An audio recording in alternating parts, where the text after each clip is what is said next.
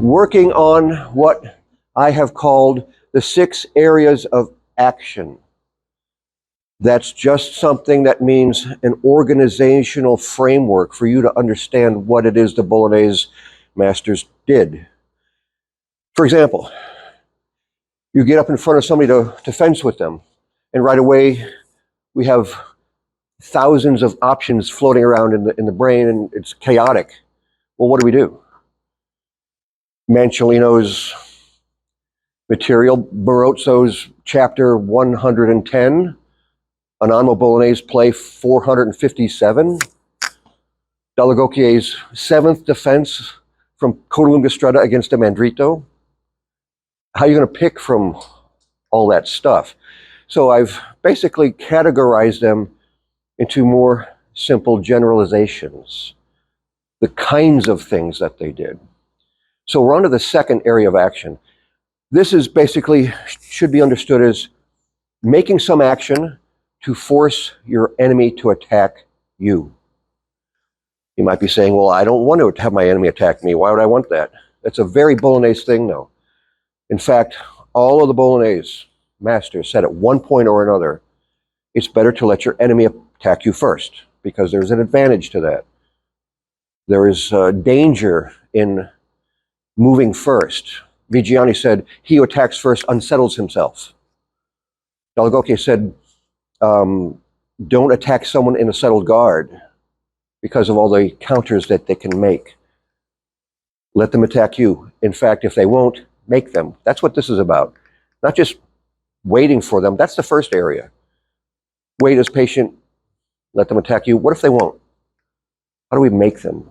So here's one strategy, and here are some tactics to employ that strategy. So we'll pick this from Marozzo. In fact, the very first thing that Marozzo teaches about the one-handed unaccompanied sword is from Codalunga Stretta to throw a falso and a mandrito fendente into portiere larga, advancing only the front foot. So why did he tell us to do that? If I make a falso tondo and throw a mandrito fendente into portiere larga, I wanted him to attack me. That's why I did it. Couldn't hit him if I'm in this guard and we're standing at a reasonable gioco stretto measure, doing that and that, can't really reach him. What did I really do that for? To get him to attack me. And that's what Marozzo says. In fact, Marozzo, when he describes this tactic, he uses words like annoy your enemy with these, harass them, irritate them, and it goes on further, to incite them to attack you. That's exactly what this stuff is for. In this area, in this kind of action. So from this guard, it's Codalunga Stretta here with the right foot forward, or say dominant foot forward, but the non-dominant shoulder forward with the sword in this position outside the leg, hand down, pointing at the face. Throw a falso tondo. That's a false edge blow that goes across sideways. And then throw a dritto fendente, advancing your front foot a bit into this position to get an attack. So if I wanted him to attack me, why didn't I just go into that? Why didn't I just go into here? Oh, that's kind of dangerous. So it's risky just advancing and lowering your point. That is extremely risky. The other side of that is it's also not convincing. If I did that, he'd just look at that and say, nah, I don't want to do that, because it's so obviously me trying to get him to come in on me. So we disguise our intention of really wanting him to come in by throwing things at him. Okay, and the more convincing, the better. So this, falso tondo, now that keeps him from charging at me, which enables me to throw my fendente. Think about it like that. I want to throw a fendente. I don't want to lift and throw a fendente. Again, there's a danger of lifting your weapon.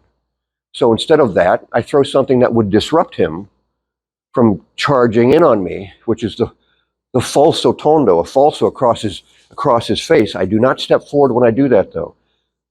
Falso, that turns over into the mandrito. Here's the step. It's a mandrito fendente, downward blow into porta di ferro larga. Once I do that, as soon as my foot hits the floor, I need to be extremely ready, because he's going to give me what I wanted. He's going to attack me, at least in Marozzo's play. So after you do that, you get what you wanted here. Hit him in the hand with a falso, and then strike him in the head with a mandrito fendente, and redouble that. So here's what we're talking about doing. It doesn't really matter what guard my opponent is in. I don't particularly care. He's going to want to come in at me when I do this. Hit that hand, that's what he says first, with a falso. So striking the hand with a falso. Use your false edge, but also use your debole, as dall'agocchie says. When you strike with a false edge, use your debole to do so. To do so, I want to make sure I hit the target. My hand should be low.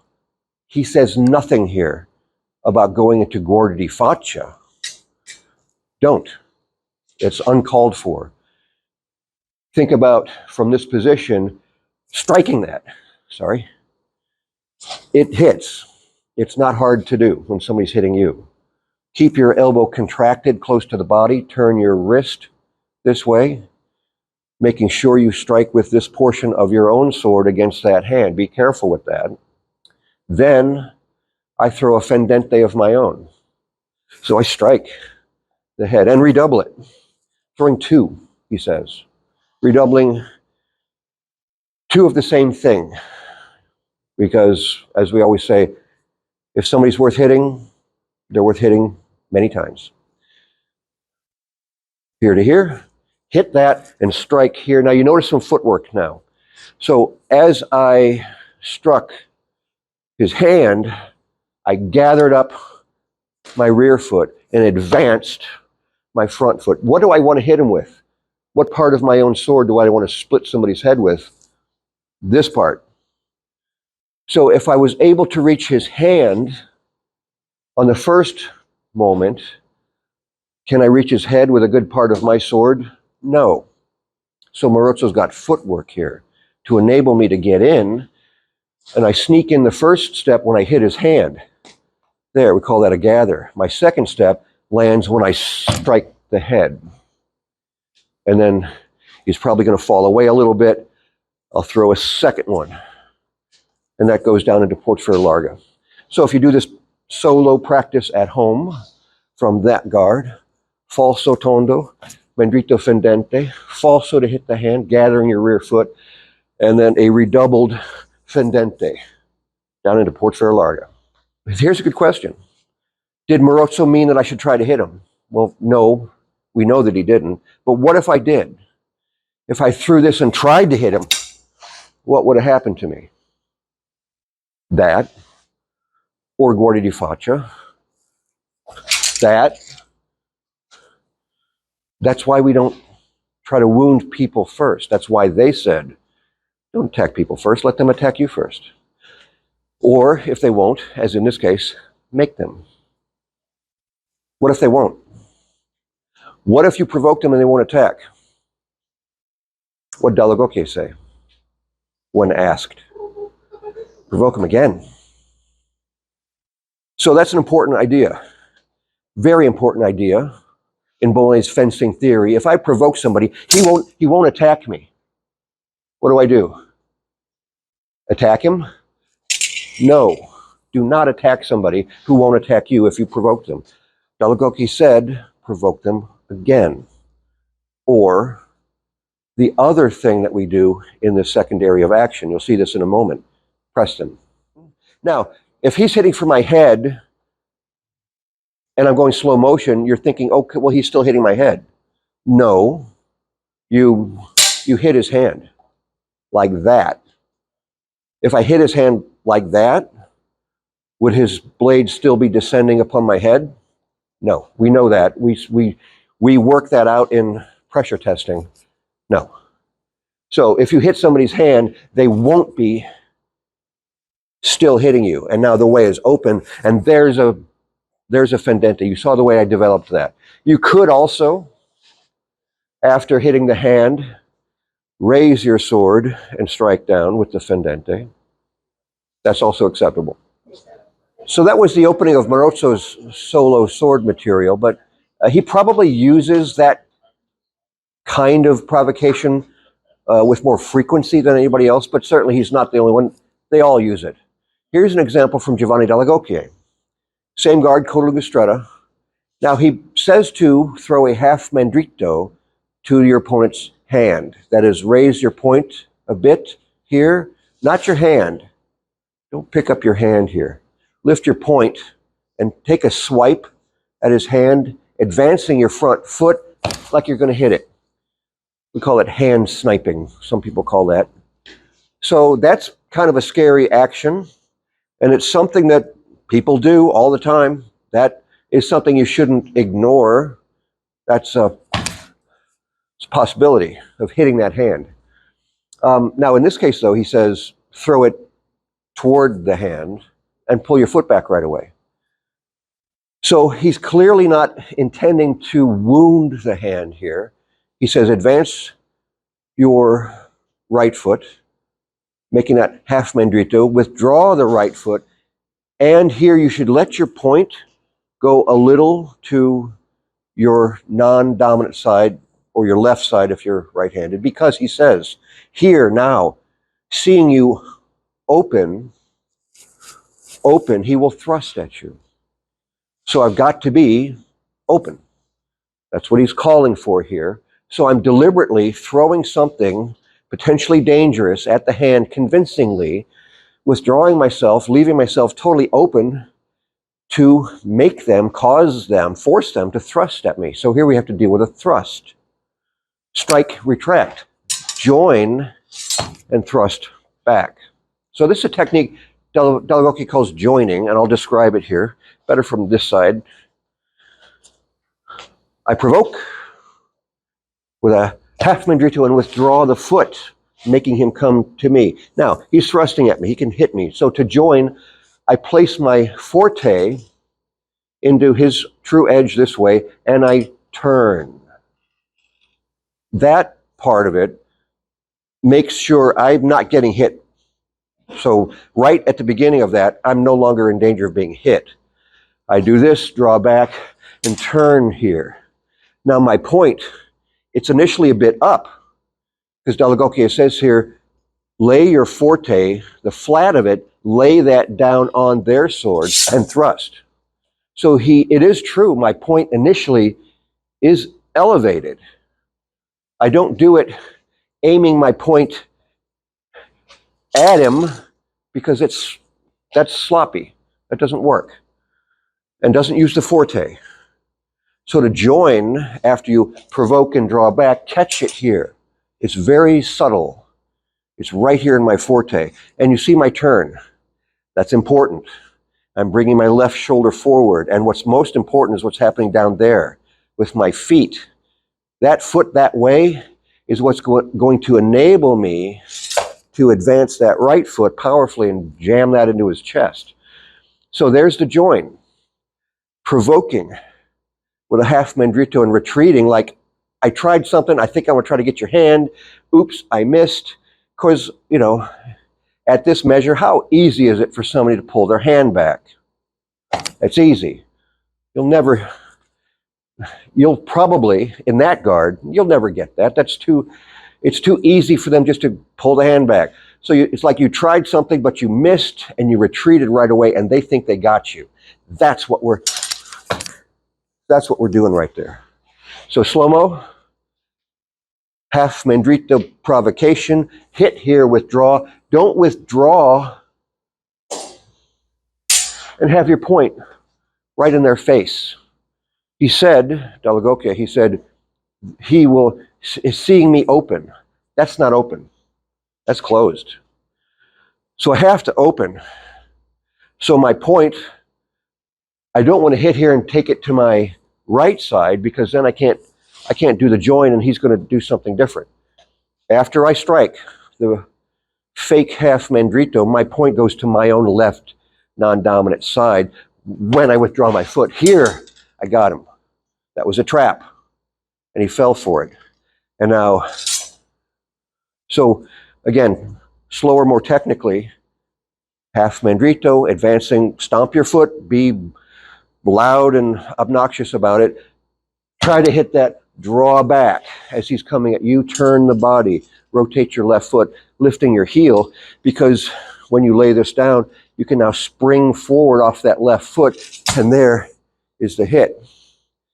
Just this way, he says, in the manner of guardia di entrare, which is discard for dall'agocchie, true edge to your right dominant side. What's the second area of action? Perform an action that causes your opponent to attack you. There it is. I perform an action to make him attack me. And when he does, that was my plan all along. I did the first action thinking about the second. We call that second intention. Trying to hit him on the first intention. If I really tried to hit his hand with no plan after that, if I really tried that, I could get nailed. So that brings up a point. If I'm throwing that half cut for his hand, knowing that I've got a second intention, how seriously am I trying to hit his hand? No, I'm not. Not seriously at all. It only looks like it. It looks like, but that, see the getting out. If I really tried harder, that would put me in a more dangerous situation. I couldn't extricate myself from that as quickly. Could easily be stabbed right there. So, small step, not with the actual intention, but only with the appearance of hitting that draw back, join, and thrust. Don't push it. Keep your sword hand as close to your shoulder as you can. Keep it as close as possible. That's how I'm going to get him. Taking it further out is slower, sloppier, less accurate, and you could even lose control of the person's sword. You see? So from Codalunga Stretta, half mandrito to withdraw close to you, and then thrust in guardia di entrare. In examples of techniques like this, in this way of, making an action to cause them to attack me in earnest, you can see something happening. I mean, I'm acting first, right? As they say, if you want to be the first to attack. But what's really happening? Who's actually patient here? If he's patient, but who's actually the patient here? Me. I changed it. I inverted it. That's the whole goal of this second area of action. I'm acting first, but I'm not going to commit to wounding my opponent. I want him to do that. He who commits first loses, but I'm not committing first. I'm only showing an attack that's not sincere. So keep that in mind with this whole area. You saw it every time you see something like this. You act first, but you're not trying to wound first, you're trying to get them to wound first. So in this case, I'm advancing my front foot. That's the foot that's being drawn back, only the front foot, and I'm standing on it. So I go here, pull back, I'm standing my front foot, so it's easy for me to rotate my back foot. Again, keeping this as close as possible, and my hand is raised. Don't do this with your hand low, because I can't set his thrust aside. This is not supposed to be in my debole. It's supposed to be in my forte. That's important. So raise your hand, keep it close to your own shoulder. Now, all that being said, what if my opponent's clever, skillful, and experienced and recognizes exactly what I did? That I'm trying through a strong looking attack to get him to come at me, but when he does so, he counters me. Dall'agocchie has this in this play, and it's easily misunderstood as to what's actually going on here, but that's what's going on here. I threw for his hand and waited for him to come at me. I switched the roles, but when he did come at me, he didn't attack me sincerely. He provoked me. So if I did this and come back, he jams his arm out, and I go like that, but what did he do? You might not have seen it, but he dipped his blade, his point, right under my sword. So watch that here a little more slowly. I provoke, I'm waiting, he sticks it out there, I go to catch that, he deceived his sword beneath it, and then he stepped in. You see?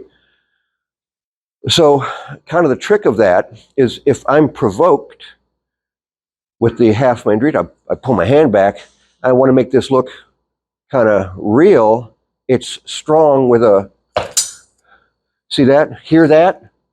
I stomped my foot, I stuck out my arm strongly, boom, but what did I just do? I dipped my point in like a U-shaped dip underneath his defense, but I threw it out there, I slammed it out there strong, but I didn't step. I did that and then I stepped. That's where I get him. And I didn't turn my hand, I just left it as it was. So slow motion, I'm sorry, let Brian do that again. I want to point out the fact that in our art, you have to be an actor. You have to know how to convince people of things that aren't happening by acting like they are.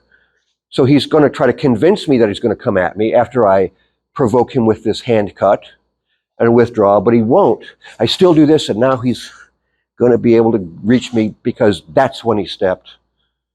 Now, dall'agocchie does provide a solution for this, but it's interesting. I start out as agent in order to make him patient,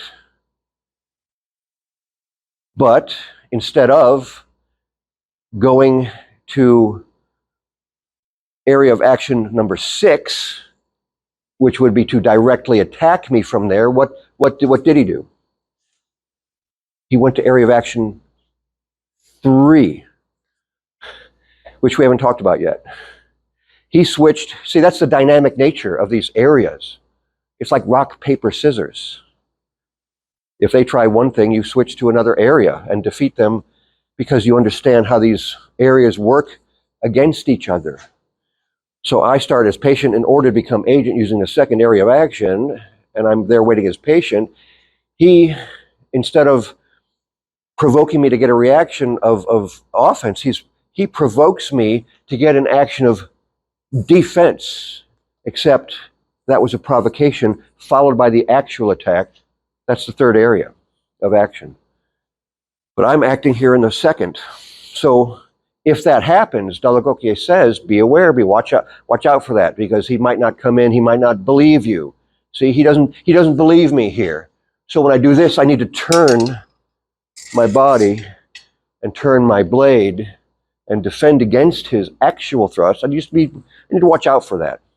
You have to be aware that people will try to trick you back. I'm trying to trick him. He's trying to trick me back, and then I'm going to trick him back. It's about being cunning here. What Anonimo says, one of the major traits of our style of fencing, being cunning. So, provocation. Now I'm waiting. He provokes that, comes in, I turn. See, got to turn the body, let it go past, catching it in the true edge, in the forte, and I thrust him back in the moment that he's thrusting me. Then he's really in trouble because there's no more tempo for him to save himself. So in this second area of action, we have taken a look at how to throw things at somebody in order to get them to attack us, to irritate them until they're so agitated. But there's another way. There's something else called stringere in Italian. We call it pressing. Pressing the opponent is a whole other tactic to use for the strategy of getting somebody to attack you by forcing them to. So just a different tactic. Again, you see the different ideas here of tactics and strategy. So this tactic of pressing, it's done very specifically. It's described by, not as much by Mancellino, but better by Anonimo, as far as how to use your feet. It's very specific. It's a tactic used by all Bolognese masters, well, discounting Vigiani. Mancellino definitely uses it with more frequency than anyone. He uses it a lot from various guards, with sword and buckler, with sword unaccompanied by itself. That's, in fact, all he talks about, is pressing the opponent. On the other hand, dall'agocchie doesn't agree.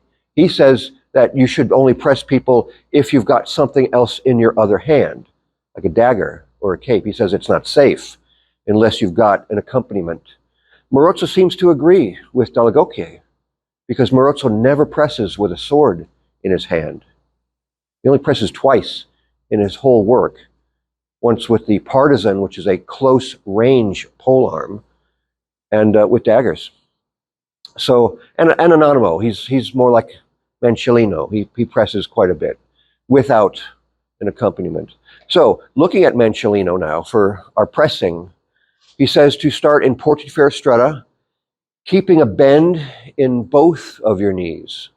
Mancellino says this. So don't start with your rear knee locked, because now the footwork feels unnatural and strange.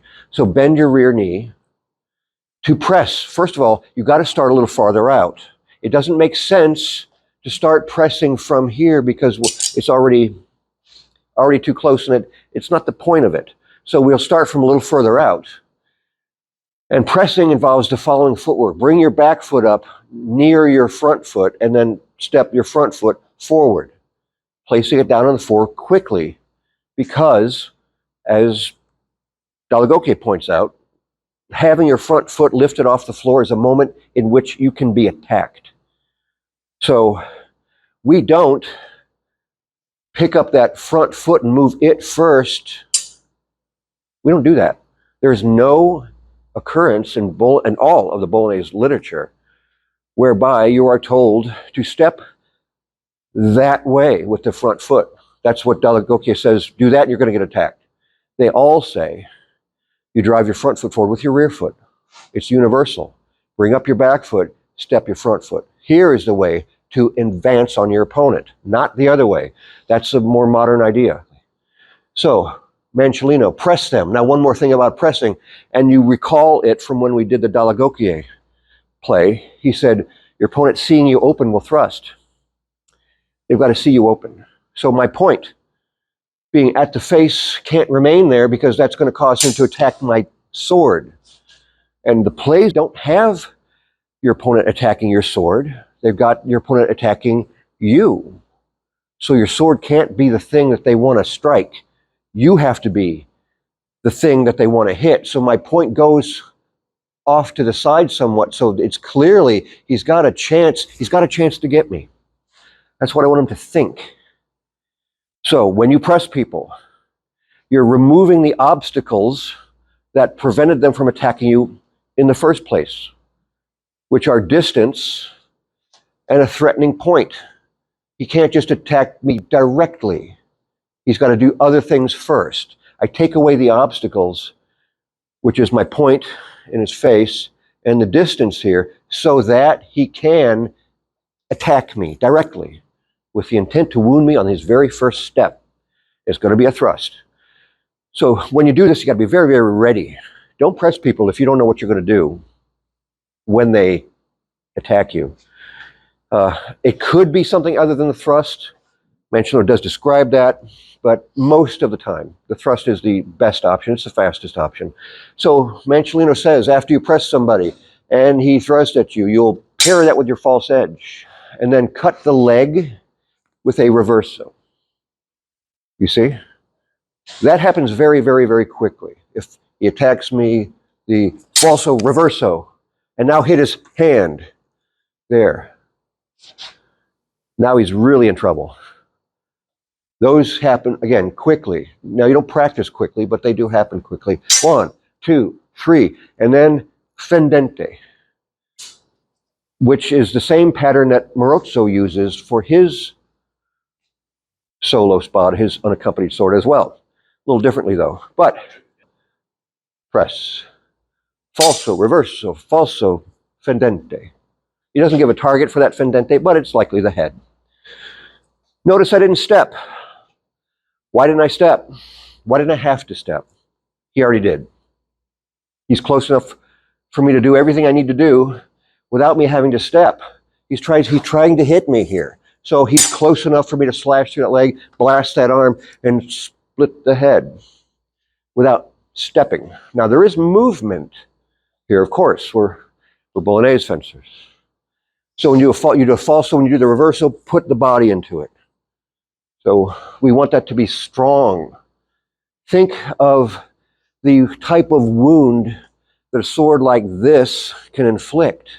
When you hit somebody in the thigh, which is where that's going, think of cutting to the bone. It's powerful. Slash. Completely disabling. Fatal, really.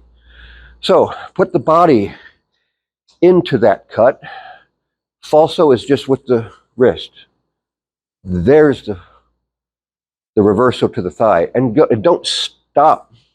Go through that leg, because now this comes from here, rising on the right side, a falso dritto to the arm. And even here you see body into that. Then getting out from under their arm, turn around and hit the fendente on the head. So there. Hey, this is important. He does, Manciolino does not say that this falso has to not go past guardia di faccia. In other words, I can, like, my point can be over here. When I parry here, it's fine. Because why? Well, look at what's next. The reverso is next. The reverso is next. So if I put that over here, it's a nice, powerful, full arc. And remember, cut through the leg. Here's why. Let's go in the other direction.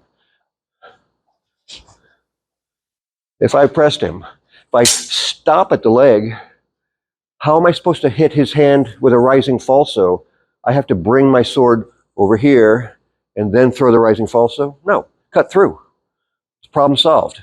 So falso that goes over here, reverso that goes through the leg, from here, powerful up, underneath, hit that. Now, how do I hit it with a fendente? Do I just pull my sword out and hit it? No. From the rising falso, turn your hand, and this becomes the fendente that way. You roll that out from underneath their arm. So there's the pattern. He doesn't say to retreat, but normally he does, and normally we do. We retreat normally after a case like that. Falso, reverso, falso, fendente, and then likely retreating. Operating in the second area of action, pressing somebody to do what? What are the two things that Manciolino said will happen? You're either going to force them to attack you or retreat. And Manciolino says, when they do so, they will retreat in shame. They'll be looked down upon. Of course, Dall'agocchie disagreed with that. He says, there's nothing shameful about retreating. It's tactical. Anano added a third thing. Well, Manciolino did discuss it a little bit too. They might not do anything, which is a whole other topic. You press somebody, you're in the second area of action, you press them and they stick into the first area of action. They remain patient. What do you do? It's a good point. What do? What do we already know the answer to that is? Provoke them. Don't attack them for real. Just because I pressed somebody and he didn't respond, is that a good reason for me to try to attack him? No, because nothing's changed. He can still do what he was going to do. Just because I got closer, that doesn't make me more likely to win in that situation. Do not attack people after you press them.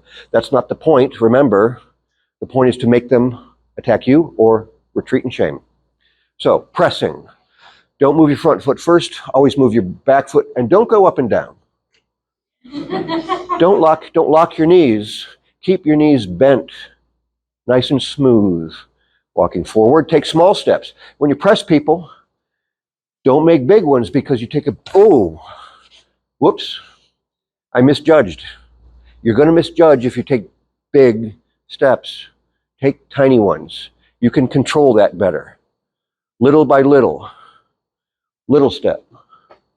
Quick ones too, but also don't keep going. If he's this, Eventually, I'll stab myself here. You have to stop at some point, right? At some point, there is such a thing as too close. You won't be able to defend yourself, so stop when you have that common sense tell you, oh, I should stop now. It's getting dangerous. If it's not working, it's not working. Okay, so there you go with Mancellino. His most favorite thing to do, press people, because it works. You press people, and most of the time they're going to feel that. Oh, they can get that. So other things, pressing with Mancellino. Well, we'll talk about. Well, we'll see. Not yet. We'll leave it. We'll save it for another day.